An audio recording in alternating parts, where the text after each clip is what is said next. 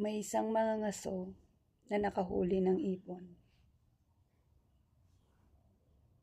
Binigyan siya ng 3 gintong aral sa loob ng 10 segundo.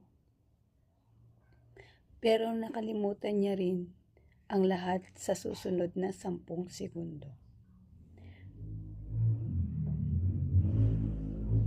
May isang nangangaso na nakahuli ng maliit na ibon na may magandang balahibo. Ilalagay niya na sana niya ito sa hawla nang biglang nagsalita ang ibon. Ginoo, napakaliit ko para maging malaking pakinabang sa iyo. Ngunit kapag palalayain niyo ako, bibigyan kita ng 3 gintong aral na makakatulong sa iyo upang mamuhay ng masaya habang buhay. Praktikal ang mga ngaso. Nakita niya, wala naman talagang malaking halaga ang maliit na ibon kaya pumayag siya.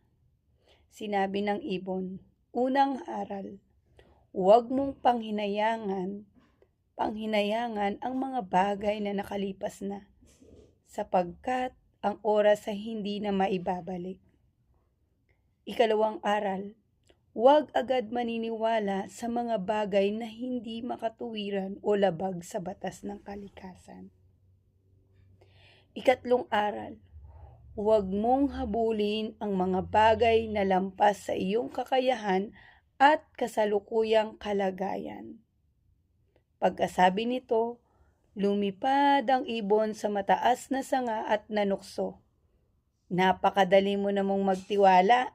May 50 gramong diamante sa loob ng aking tiyan. Kung hindi mo ako pinakawalan, baka nabago na ang buhay mo.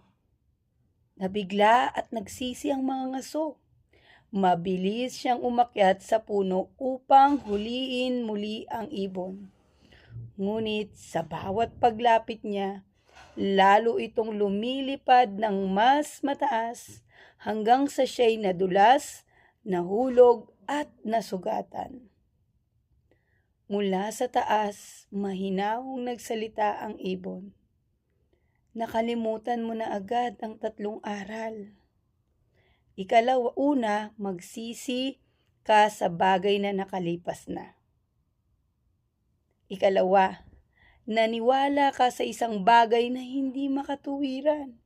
Paano magkakaroon ng 50 gramong diamante ang isang maliit na ibon? Ikatlo, hinahabol mo ang isang bagay na hindi mo na